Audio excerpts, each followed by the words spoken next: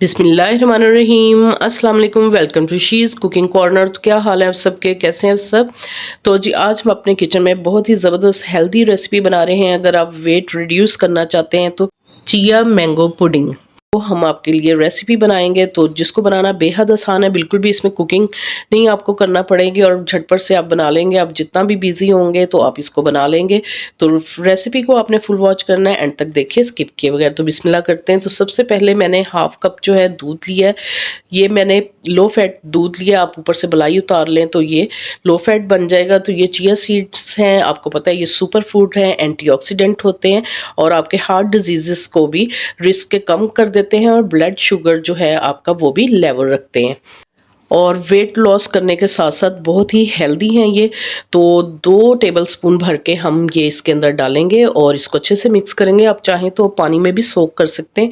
तो इसको 4 से 5 घंटे सोक करना बहुत ही ज़रूरी है, क्योंकि ये डाइजेस्ट फिर अच्छे से नहीं होते। अगर सोक्ड होंगे तो फिर डाइजेस्ट अच्छे से हो जाएंगे। तो इसको मैं ओवरनाइट जो है फ्रिज में रखूँगी। आप चाहें तो इसमें मीठा भी डाल सकते हैं, मीठे के लिए हनी डाल लें या स्टीविया डाल लें। तो ओवरनाइट में इसको रखूँगी। तो जी मैंने मीठे के लिए तो मैंने कुछ नहीं डाला। तो ये आप देख सकते हैं, ये इस तरह से पुडिंग बन जाएगी इसकी। और फिर हम लेयरिंग करेंगे ग्लासेस में इसकी।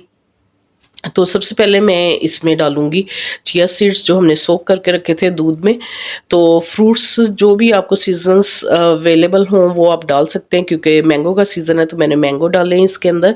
और जी मैं इसमें थोड़े से ग्रेप्स डाल दूँगी। और आपको जो पसंद हो आप सीज़नल फ्रूट्स इसमें ऐड कर सकते हैं।